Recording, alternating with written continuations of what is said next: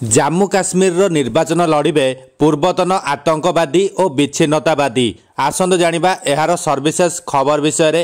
ଜାମ୍ମୁ କାଶ୍ମୀରର ବିଧାନସଭା ନିର୍ବାଚନରେ ଜାତୀୟ ଓ ଆଞ୍ଚଳିକ ଦଳମାନେ ନିର୍ବାଚନ ମଇଦାନକୁ ଓହ୍ଲାଇଛନ୍ତି।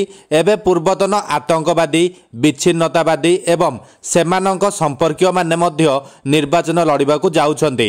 ଏମାନେ ସମସ୍ତେ ନିର୍ବାଚନ ଲଢ଼ିବା ପାଇଁ ତେହରିକ୍ ଏ ଆୱାମ ନାମରେ ଏକ ମୋର୍ଚ୍ଚା ଗଠନ କରିଛନ୍ତି। ଏହାର ବ୍ୟାନରରେ ସେମାନେ ସ୍ୱାଧୀନ ପ୍ରାର୍ଥୀ ଭାବେ ନିର୍ବାଚନ ଲଢ଼ିବାକୁ ଯାଉଛନ୍ତି।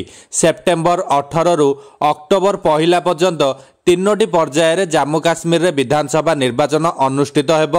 ଅକ୍ଟୋବର 4 ତାରିଖରେ ଫଳାଫଳ ପ୍ରକାଶ ପାଇବ। କେତେକ ବିଶେଷଜ୍ଞଙ୍କ ମତରେ ଲୋକସଭା ନିର୍ବାଚନରେ ପୂର୍ବତନ ବିଚ୍ଛିନ୍ନତାବାଦୀ ଅବଦୁଲ ରସିଦ ଶେଖଙ୍କ ବିଜୟ ଘାଟିର ଅନ୍ୟ ବିଚ୍ଛିନ୍ନତାବାଦୀ ନେତାମାନଙ୍କୁ ନିର୍ବାଚନ ଲଢ଼ିବାକୁ ଉତ୍ସାହିତ କରିଛି। ବିଚ୍ଛିନ୍ନତାବାଦୀମାନେ ଏପର୍ଯ୍ୟନ୍ତ ନିର୍ବାଚନ ବର୍ଜନ କରି ଗଣତାନ୍ତ୍ରିକ ବ୍ୟବସ୍ଥାକୁ ଚ୍ୟାଲେଞ୍ଜ କରୁଥିବାରୁ ସେମାନେ ନିର୍ବାଚନ ଲଢ଼ିବାକୁ ଏକ ବଡ଼ ଘୋଷଣା ଭାବରେ ବିବେଚନା କରାଯାଉଛି। ସେମାନେ ନିର୍ବାଚନ ଲଢ଼ିବା କାଶ୍ମୀରର ବଦଳୁଥିବା ରାଜନୈତିକ ଦୃଶ୍ୟକୁ ବି ପ୍ରତିଫଳିତ କରୁଛି। ଏପରିକି ନିର୍ଦ୍ଦିଷ୍ଟ ଜାମ୍ମୁ କାଶ୍ମୀର ଜମାତ ଏ ଇସ୍ଲାମୀର ଅନେକ ପୂର୍ବତନ ସଦସ୍ୟ ମଧ୍ୟ ନିର୍ବାଚନ ଲଢ଼ୁଥିବା ଦେଖିବାକୁ ମିଳିବ। ଫ୍ରଣ୍ଟର ସଦସ୍ୟ ଆଦିଲ ଅହମଦ କହିଛନ୍ତି, ଏହା ଏକ ଭଲ ଆରମ୍ଭ। ସମାଜରେ ନିଜକୁ ପ୍ରମାଣିତ କରିବା ପାଇଁ ଆମକୁ ନିର୍ବାଚନ ଲଢ଼ିବାକୁ ଦିଆଯିବା ଉଚିତ।